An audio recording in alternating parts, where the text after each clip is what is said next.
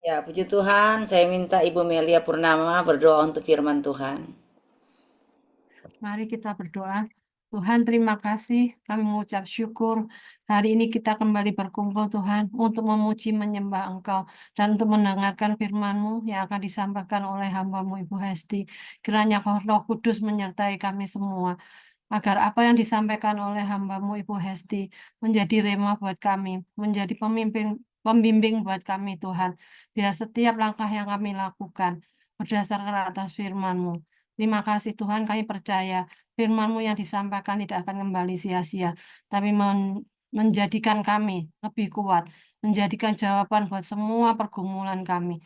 Terima kasih Tuhan, kami mengucap syukur atas semua kebaikan dan berkat-Mu buat kami semua. Haleluya. Amin. Puji Tuhan, shalom semuanya. Saya percaya semua kita sehat, kuat, dan diberkati oleh Tuhan. Ya, ibu-ibu yang dikasih oleh Tuhan, hari ini kita akan dengar perenungan kebenaran firman yang saya ambil di dalam Roma pasal 12. Mari Roma pasal 12 ayat yang kedua. Mari Bu Moren baca Roma pasal 12 ayat yang kedua.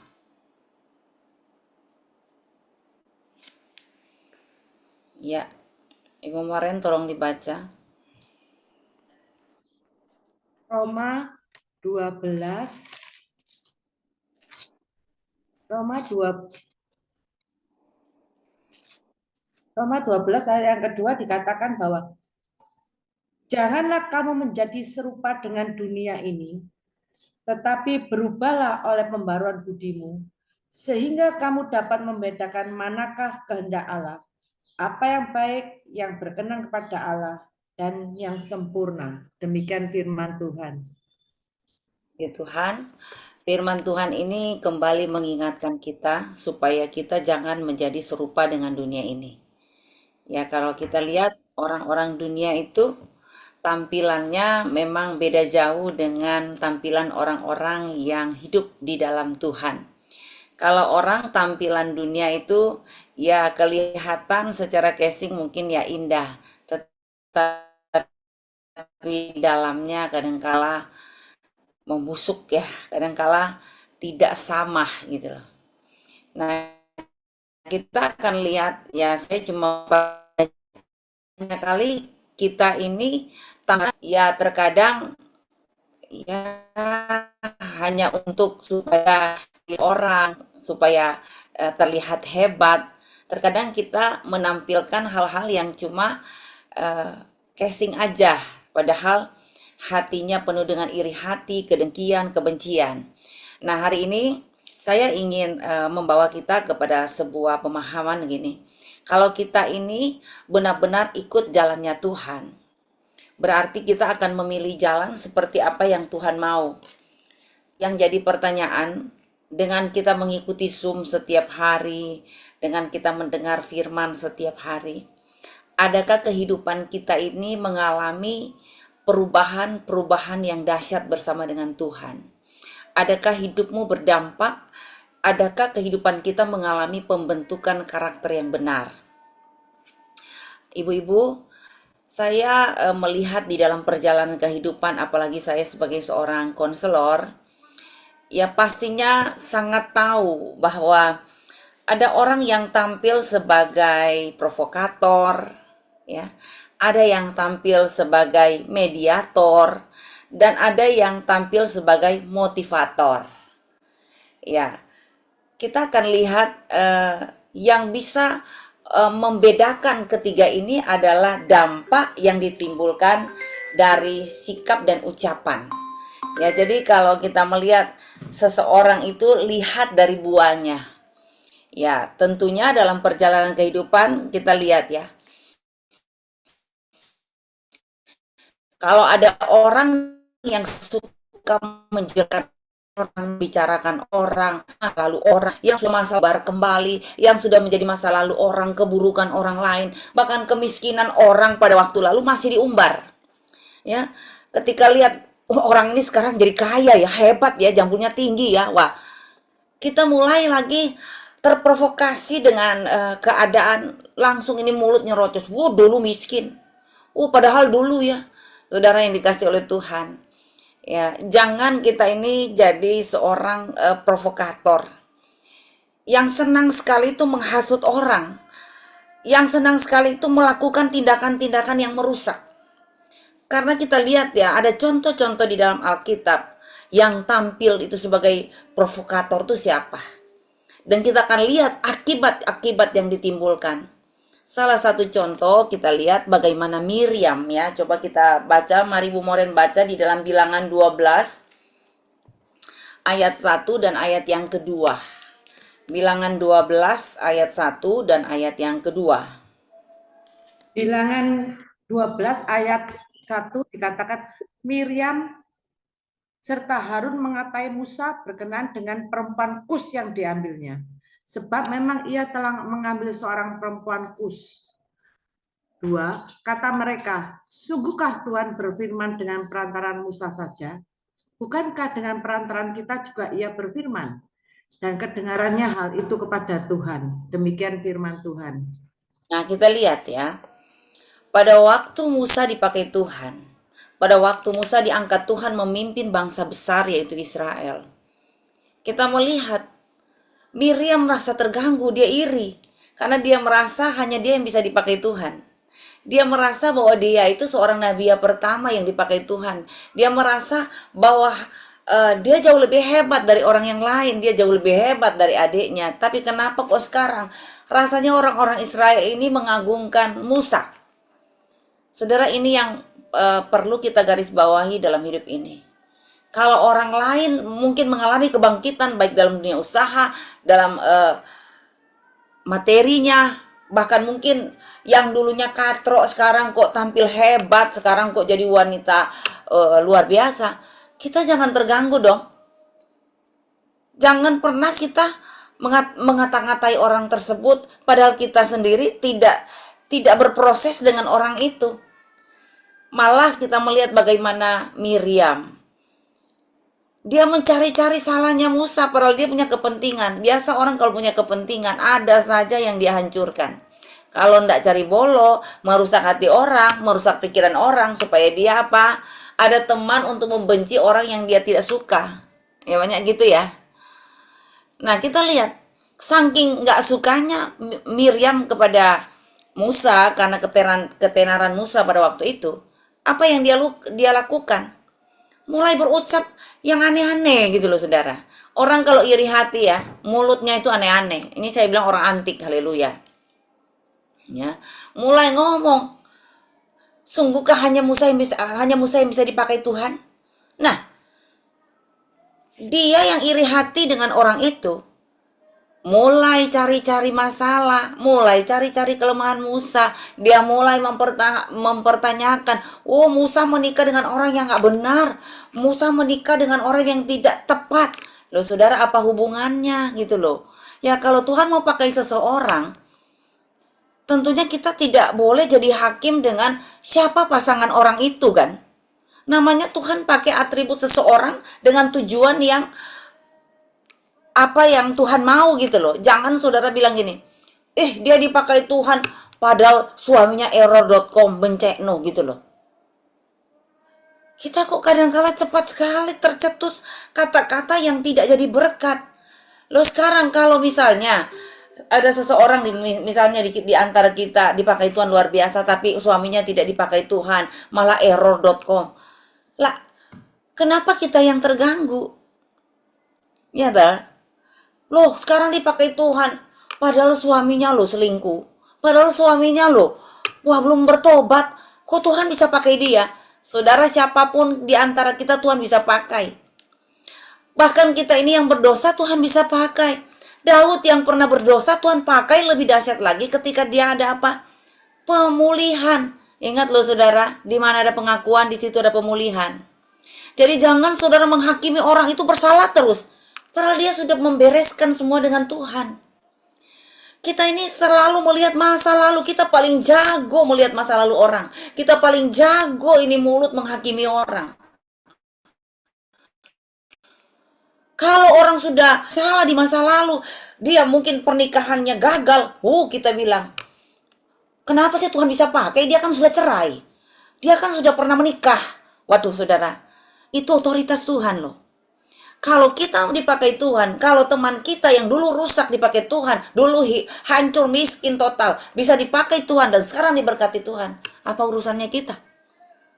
Ya, karena yang memberkati saya dan saudara adalah Tuhan. Karena apa saudara? Tuhan tidak lihat masa lalu loh. Tapi Tuhan melihat hari ini, masa ini, adakah engkau mengalami perubahan? Adakah engkau mengalami pertumbuhan yang benar? Adakah engkau mengalami pembentukan karakter yang benar? Sehingga dulu boleh Anda rusak, tapi hari ini ketika engkau ada pemulihan, ada pengakuan, maka siap-siap engkau akan dipakai Tuhan lebih dahsyat lagi. Dan saya katakan, jika engkau dipakai Tuhan sekarang ini, ya, fokus kepada pelayanan, fokus kepada Tuhan. Jangan fokus kepada omongan orang, jangan fokus terhadap intimidasi orang. Ya, karena saya yakin kalau saya dan saudara bisa dipakai hari ini, itu karena kasih karunia Tuhan. Ya. Sekali lagi, kita semua itu ya punya masa lalu yang kelam. Kita punya masa lalu yang rusak. Tapi kalau hari ini kita dapat kasih karunia Tuhan, kita dibawa Tuhan dalam persekutuan yang indah, dalam meeting Zoom Dorea Ministry, saya percaya ini spesial saudara ya. Saya terlalu amat yakin bahwa Tuhan akan membawa kita lebih lagi, asalkan apa? Kita tobat sungguh-sungguh. Nah kalau orang sudah tobat sungguh-sungguh, ngapain kita ini mempertanyakan orang itu dengan masa lalunya? Tuhan aja loh sudah katakan, Tuhan tidak lihat masa lalu ya. Walaupun dosamu semerah kirmisi, tapi Tuhan tidak melihat itu. Karena Tuhan apa? Menghargai akan hati kita yang mau datang berlutut di hadapan Tuhan, minta ampun, minta maaf sama Tuhan. Ya. Jadi saya bilang, seharusnya kalau kita sudah jadi pelaku firman, tentunya kita akan seperti Yonatan ya, yang jadi mediator yang hebat. Boleh kita baca ayat itu. Silakan Ibu Moren baca di dalam 1 Samuel 19 ayat 4. 1 Samuel pasal 19 ayat yang keempat.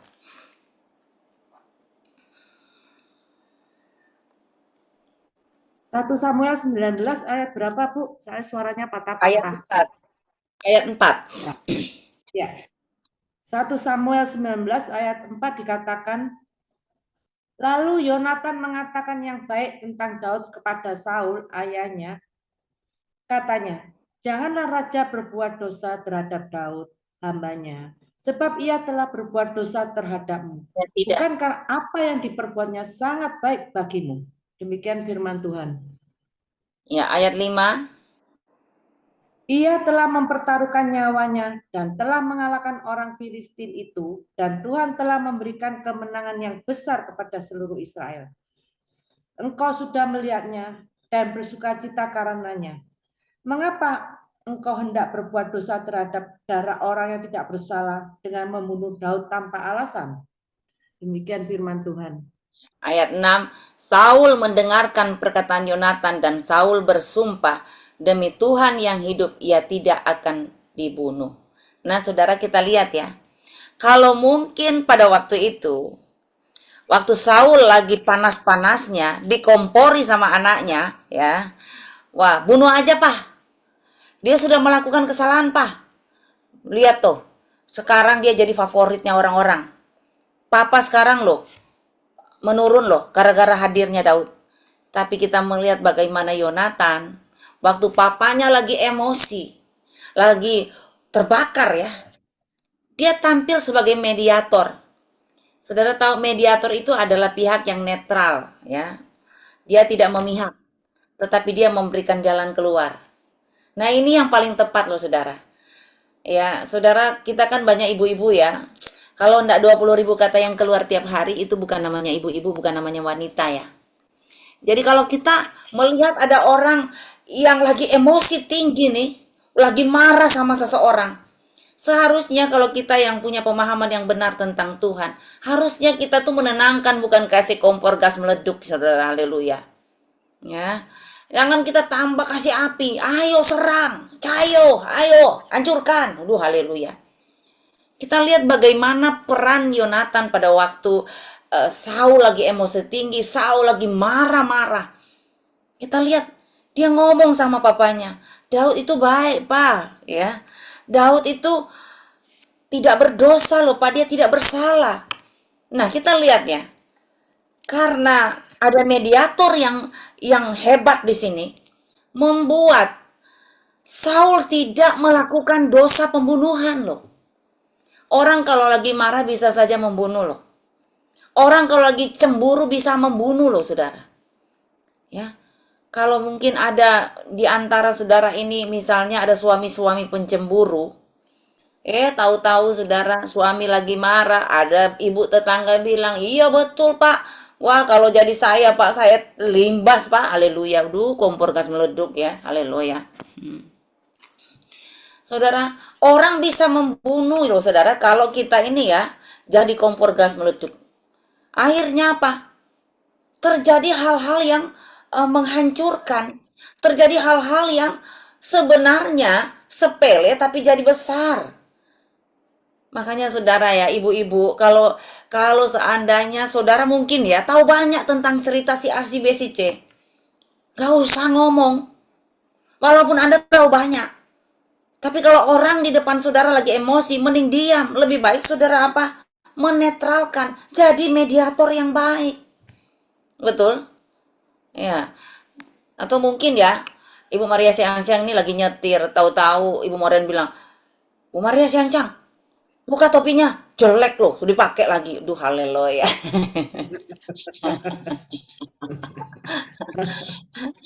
Wah, emosi juga nih Ibu Maria loh. Ini kan untuk apa? Supaya nggak kena flek matahari itu loh. Kok dibilang jelek? Lihat fungsinya dong. Ya orang sirik kalau kita lihat orang sirik nanti kelihatan ucapannya dampaknya apa kan? Haleluya. Ya, tetapi ya mungkin topinya mungkin jelek ya. Nggak tahu topi atau orangnya yang jelek. Tapi kalau Ibu Moren bilang begini, Bu Maria siang-siang, wah luar biasa ya. Di siang bolong begini pakai topi itu bijaksana sekali loh. Supaya apa? Kita punya wajah itu terhindar dari matahari sehingga kita nggak flek. Walaupun mungkin saudara ya dalam hati sedang mentertawakan Ibu Maria siang-siang soalnya gini, udah sore-sore gini masih pakai topi. Aduh haleluya. Itu ya. Tapi karena ucapannya itu sudah didengar, membuat orang lain yang mendengar juga rasa teduh loh saudara. Haleluya. Jadi saya sangat menyarankan kita nih, aduh sekarang ya iblis merajalela loh. Sengaja memprovokasi orang. Sehingga masalah si A si B dia juga nggak dekat, dia juga nggak tahu masa lalunya. Kita, aduh jadi apa ya saudara? Eh, saya bilang jadi orang yang akhirnya terhasut. Seperti kita lihat, Miriam menghasut Harun. Dia ngomong, Harun, Harun, lihat tuh adik kita Musa. Sekarang loh, wah tenar banget. Sementara kita yang dulu lahir, kita yang dulu ngetop, kita duluan ngetop dari dia. Tapi sekarang lihat loh, dia lagi tenarnya luar biasa. Saudara, lihat loh, seorang Harun, dia hamba Tuhan loh, ya. Tapi bisa saja terhasut karena pengaruh ini nih perempuan nih, ya pengaruh si Miriam. Makanya hati-hati loh saudara ya. Pengaruh perkataan perempuan itu tuh dahsyat loh. Bisa menghancurkan, bisa membunuh karakter orang. Harun yang dekat dengan Tuhan bisa terpengaruh loh saudara.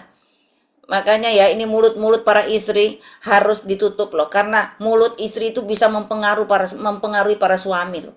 Suami datang capek-capek cari duit, tiba-tiba baru di pintu dia bilang, "Pak, iparmu itu loh, tadi telepon, marah-marah." Aduh haleluya.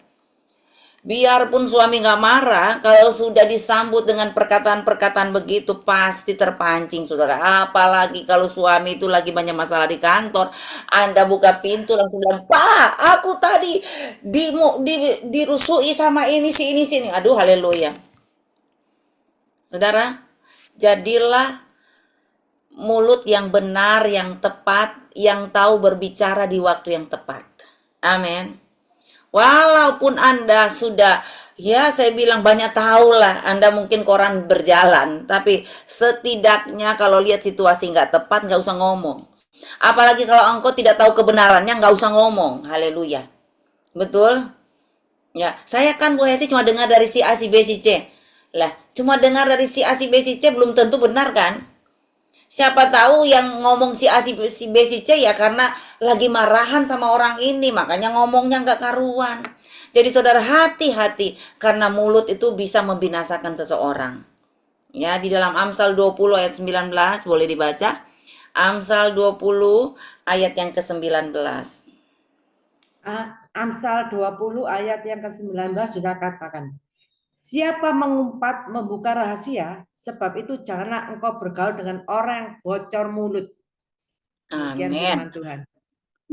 Ya, bayangkan loh saudara. Tuhan bilang jangan bergaul dengan orang yang bocor mulut. Orang bocor mulut itu kan suka mengumbar rahasia orang ya. Saya mau katakan, tak seorang pun ingin berteman dengan orang yang bocor mulut. Orang yang bocor mulut itu termasuk orang yang suka berbicara tentang keburukan orang lain dan ya saya bilang tidak mampu menolak kata-kata gitu loh saudara. Untuk itu mari para wanita kita perlu berhati-hati dalam bergaul dengan orang seperti ini. Ya.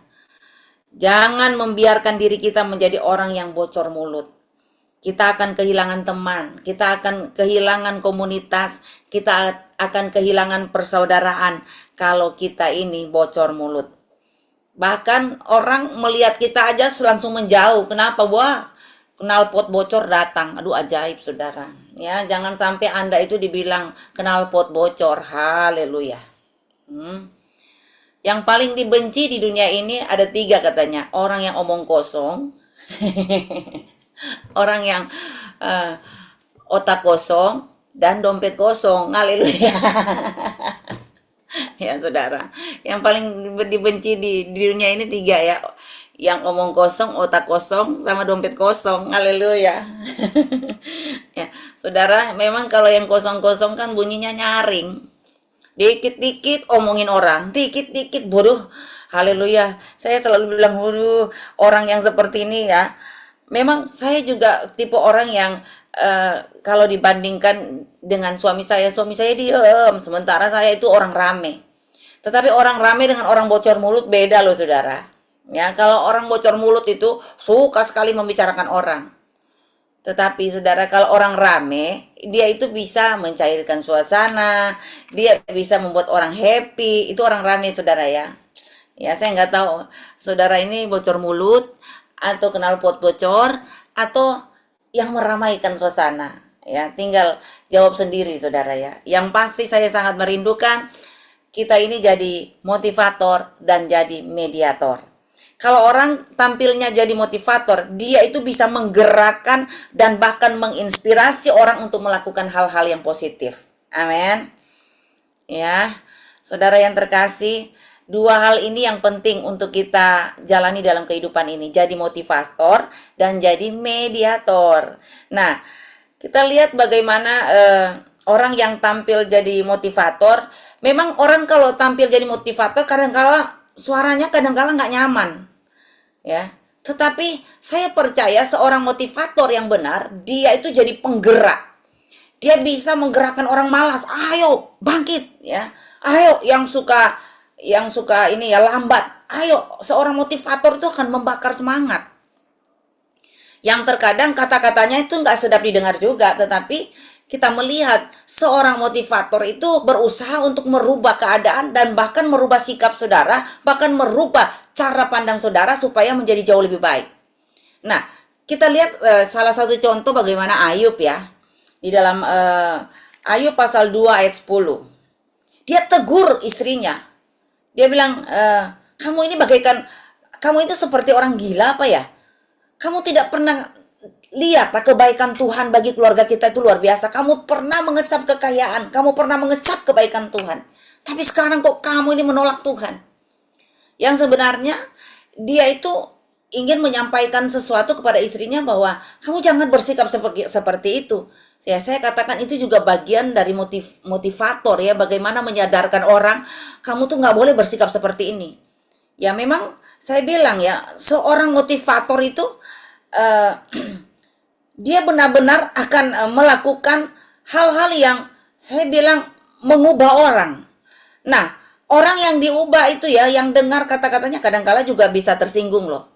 Tetapi kalau orang gena itu ya, akan melihat, iya ya yang dia omongkan tuh benar. Ya, kalau kita ini pintar observasi, walaupun perkataan dari sang motivator itu, waduh, tidak mengenakan kuping ya. Tetapi coba saudara tangkap, dia ngomong itu untuk apa? Untuk merubah kita. Kalau kita salah, kita harus diluruskan. Ya, jangan saudara, oh manja-manja gitu ya, padahal menuju jurang kebinasaan. Saya paling senang loh saudara kalau ada yang mengkritik membangun, ya, menyadarkan orang, walaupun memang kadangkala ya terkesan kasar gitu ya. Tapi saya selalu eh, eh, apa ya, introspeksi diri, berusaha untuk ya apa ya saudara, saya bilang tadi pinter observasi bahwa ya ya tadi saya itu ditegur sama Ibu Melia Purnama ya, walaupun memang menyakitkan sih, tetapi tujuannya Ibu Melia ngomong itu untuk kebaikan saya. Ngapain saya mesti sakit hati? Ya kan? Ngapain saya mau tersinggung dengan Ibu Liliani Maslim? Tadi kan Ibu Liliani Maslim ngomong memang benar. Saya melakukan hal yang salah. Makanya kalau ditegur berarti Ibu Liliani Maslim sayang sama saya. Ya gitu kan? Jadi saudara, jangan selalu menganggap bahwa perkataan keras seseorang itu berarti dia benci dengan kita. Terkadang harus keras supaya kita bertobat. Terkadang perkataan keras itu penting sekali saudara. Supaya kita terbangun dari tidur kita yang terlalu nyenyak. Sampai mimpi-mimpi kaya padahal malas. Akhirnya apa? Setelah bangun tetap aja miskin. Mimpinya hebat saudara ya. Mimpinya bisa ketemu raja. Mimpinya jadi orang kaya, jadi orang sukses. Taunya saudara bangun-bangun ada di kolong tempat tidur. Ya, jadi saudara yang dikasih oleh Tuhan, saya hanya menyarankan saudara bisa koreksi diri. Anda ini sebenarnya sampai detik ini mengikuti jalan Tuhan itu jadi mediator, motivator atau provokator itu loh saudara. Saudara jawab aja sendiri. Iya ya, saya kadangkala ya kadangkala orang ngomong terpancing juga dengan gosip orang ini gitu loh.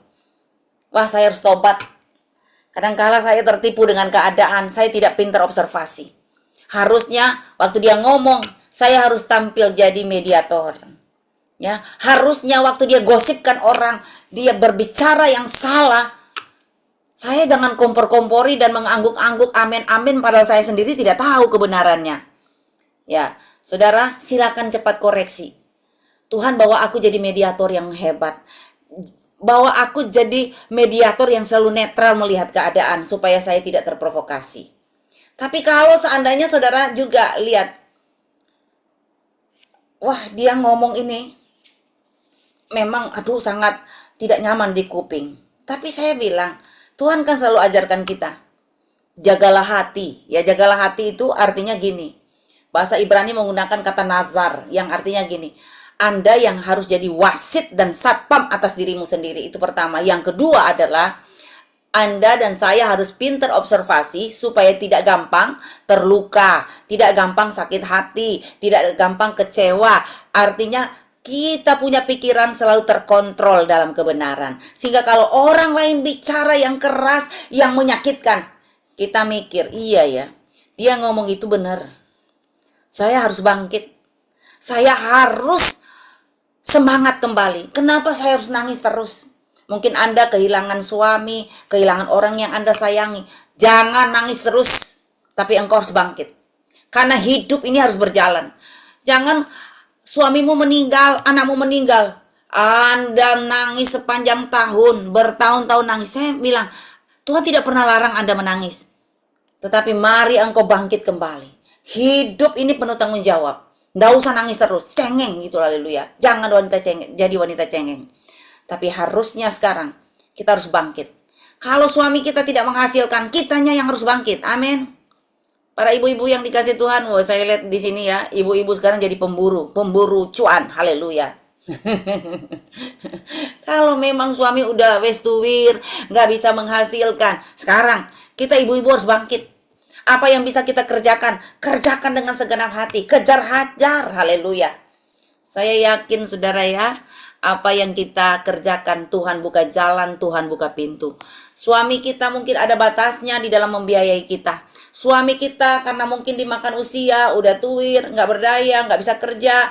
Saudara kita para wanita yang harus jadi penopang, harus jadi penolong, harus bangkit.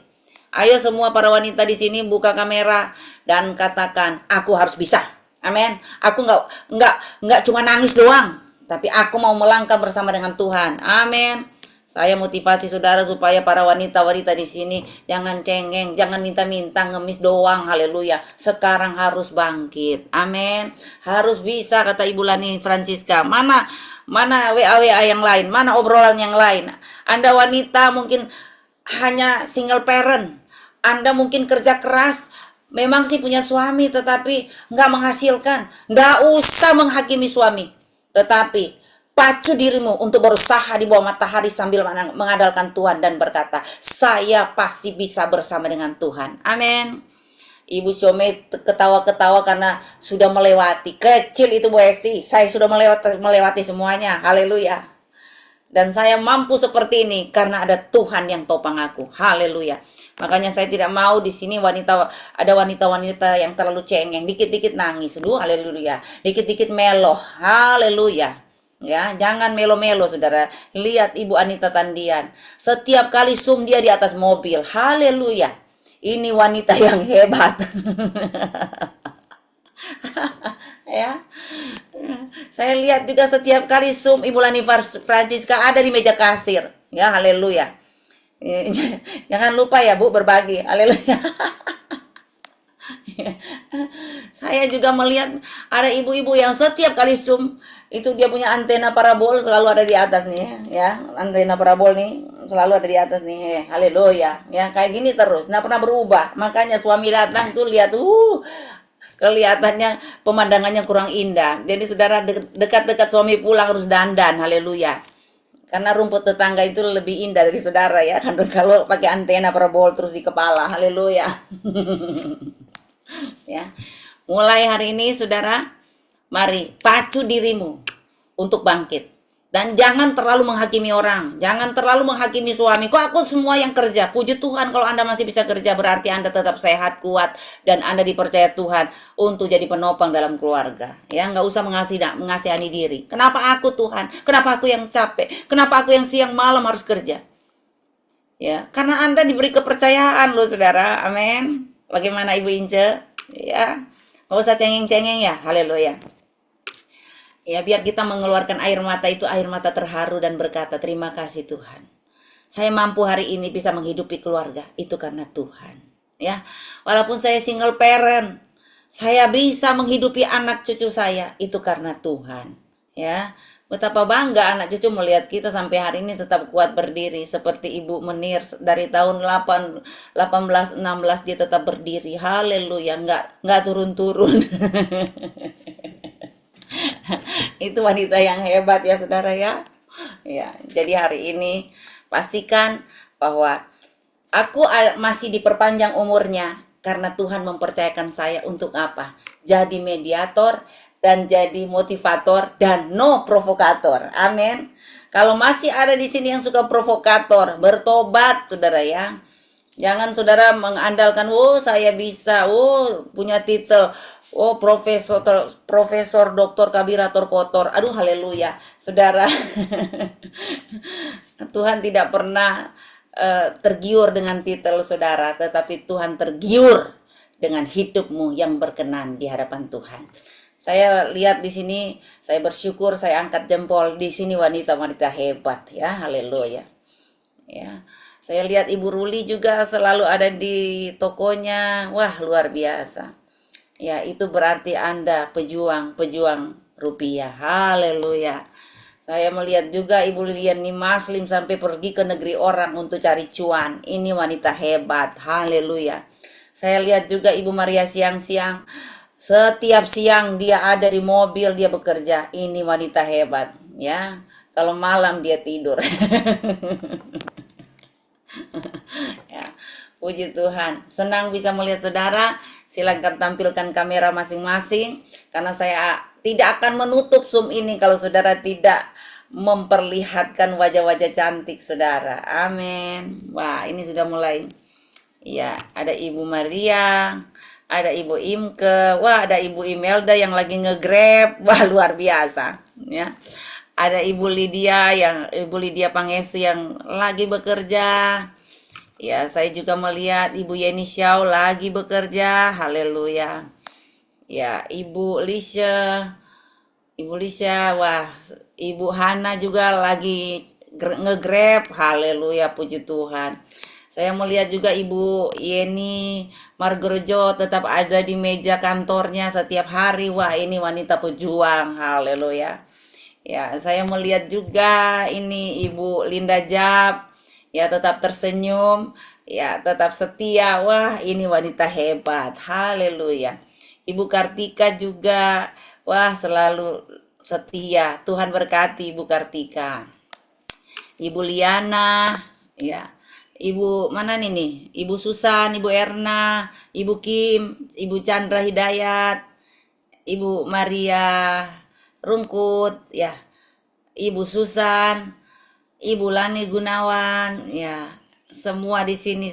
Ibu Yulianti Madiun, Ibu Leni Herlina, wah semua di sini hebat-hebat ya, wanita-wanita yang tampil jadi pejuang, tampil jadi mediator, motivator, and bukan provokator. Haleluya. Tapi kalau ada yang masih jadi provokator, bertobat, keburu Tuhan datang. Haleluya. Ya, puji Tuhan. Saya tidak lama-lama untuk ada di Zoom ini karena kita ya sekarang sudah jam 4 ya, karena sebentar ada doa satu-satu. Jadi saya selesaikan khotbah saya hari ini. Saya yakin Tuhan akan memberikan kita yang terbaik, dan mari jadi wanita yang kuat, semangat, yang gigih dalam bekerja dan gak melo. Haleluya. Amin. Ya, puji Tuhan. Saya serahkan kembali kepada Ibu Ita.